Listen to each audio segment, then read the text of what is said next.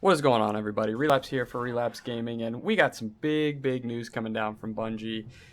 Reveal stream July 20th at 10 o'clock Pacific time. That's 1 p.m. Eastern if you're on the East Coast like me.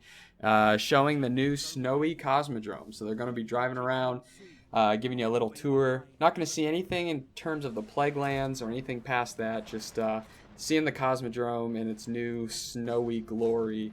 Hopefully we'll get some pretty good sneak peeks at what we're going to be seeing on that glorious September 20th day. So I know about you, but I'm pretty excited for some sweet nectar to be chasing. So tune in then, and if you can't, like and subscribe to this channel. You're going to see some commentary over that as well. I think I might be working that day, so I'm going to have to catch maybe another YouTuber's little version there. So you'll be able to get all the news that you need from this channel, and I look forward to seeing you around. To go with that and the hype that is coming and that is continuing to come out from Rise of Iron, it seems like Bungie just knows when to release that little bit of sweet nectar and kind of keep us reaching for more. I kind of want to help out those little kindergartens out there if you're new to the game, or if you took quite a bit of a long break. I went through all 3 expansions that released for Destiny, and I sort of followed these tips to really help me hit the ground running. So I want to give you 10 tips on how to prep for Rise of Iron so you can have these done by September 20th. You're going to be in good shape come Rise of Iron to really hit the ground running. Number 1, have at least 2 level 40s. And I know there's 3 character slots.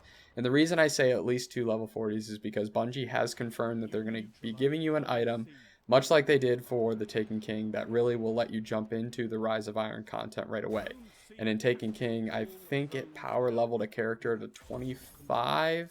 I'm not 100% sure there, but you got a free character, and you get to power up that character to a light level that allows you to take part in the content, which is really great. It would suck to have to start and see all this really cool stuff going on, and just have to rank up slowly through all the previous DLCs and whatnot. Tip number 2, max out your subclasses. Bungie has said that they're going to be giving us ways to increase our power, and I have a feeling there's going to be some nice adjustments to the subclass. Maybe some more variety for us, which variety is always good, and it could come in the form of new bubbles or new nodes in our subclasses. So you want to have those maxed out, so that way when you see something really cool that you want to try, you don't have to worry about leveling that up all the way as well. Tip number 3, I bet not a lot of people have thought about, but make sure you have each faction rank to level 3. New Monarchy, Dead Orbit, Future War Cult. Make sure they're at least rank 3, because when Bungie releases a really cool weapon, or maybe a god roll comes across those factions that you can purchase for legendary marks, you want to make sure that you're already rank 3, so all you have to do is just select that faction and buy that weapon or piece of armor. So rank 3 each faction. It's really going to give you a hand up on getting some nice gear. Number 4, gather your favorite guns in each archetype. Now, I don't mean just your favorite pulse rifle or your favorite auto rifle or hand cannon. I mean, if you like, we'll say, auto rifles, and say you're a fan of that Doctrine of Passing. So hang on to that Doctrine of Passing, but find an auto rifle that you like that's a little bit slower fire rate, maybe some more damage. Not a bullet hose variety, because Bungie's always going to be releasing nerfs and updates to the Crucible and buffing certain weapon types. And, say they do buff that slower rate of fire auto rifle, and, oh, well, you already have one sitting in the vault, so you're good to go. And then you can maybe search for another type that you like. But the Hawksaw right now, those fast rate of fire pulse rifles are great, but you better believe that when Iron Banner comes around and I can get a Nearwind's Mercy, I'm going to be stashing that in the vault, just in case that archetype of pulse rifle comes around and gets much more prevalent in the Crucible. Number 5, stock up on some strange coins. There's not really a whole lot to buy anymore from Xur, unless you're missing maybe an exotic or 2.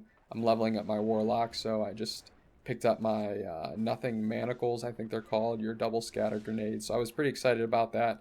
But stock up on those strange coins. There might be having some new exotics come around, and you're not going to want to have to be farming for those strange coins on a Friday when all of a sudden he drops some new exotic that you really want, but you don't have enough strange coins.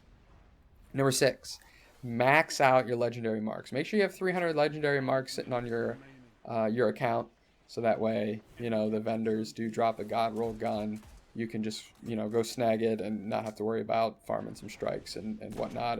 And number 7 really goes along with that.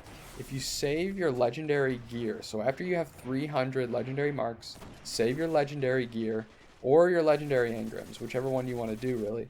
And so that way when you go spend some of those marks, you can just go ahead and break apart that legendary gear, get some more legendary marks, and keep your stash pretty high. I'm sure many people know this, but if you use some motes of light on your legendary gear and max out each node, you don't even have to activate the node and spend planetary material. All you have to do is just max out that node and you're going to get 5 legendary marks instead of 3 legendary marks. So I strongly recommend, if you have the motes of light, which I think a lot of people do sitting around, but maybe you don't, maybe you're new, you want to save up those motes of light because you never know what you're going to be using them for in the Rise of Iron. Number 8, save some exotic engrams if you're one of those sweaty players who wants to kind of get into the raid early or really get ahead in Crucible. The exotic engrams are going to be timestamped, so you're not going to be able to get year 3 exotics from engrams that you got in year 2, but when you decrypt them at the cryptarch, you may get a higher light level than what you have, so saving on to those exotic engrams can really benefit.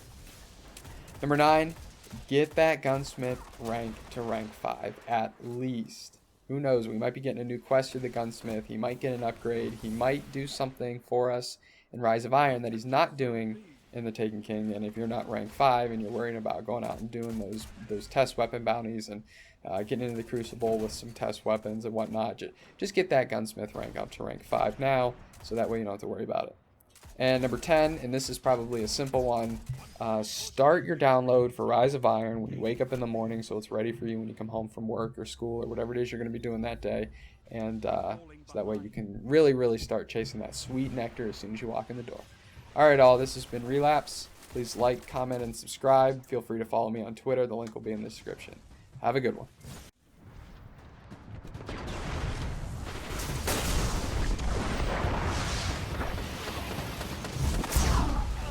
You're in the lead. Zones control. Targets eliminated.